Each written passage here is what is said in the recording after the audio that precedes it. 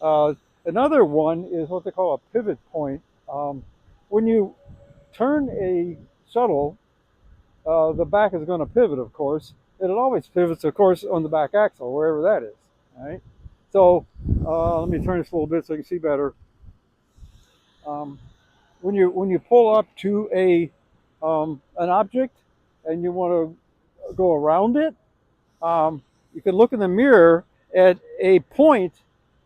Usually, this little cowling that sticks out, you can see it in the mirror. Some point along this cowling, the very center of it, of course, is the actual pivot point. But with your view from the mirror, when you're going forward, it might be a little forward.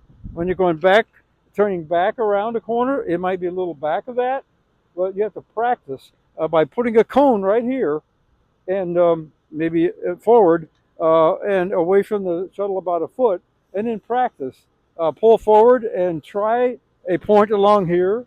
And if you hit the cone, then it's uh, it's too far back. You have to move it forward. I'm sorry, it's too far forward. You have to move it back a bit. Um, and eventually you'll arrive at a spot along here that is predictable. You can start a turn and know that you're not going to hit anything that's right here. All right. The same thing with backing up.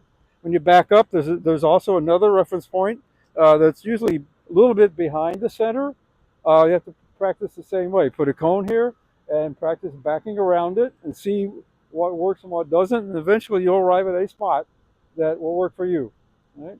It's different for every driver because drivers sit at different heights in the seat, you know, different positions in the seat. So you can't really pick a spot that works for every driver. You have to pick the spot that works for you and then apply that.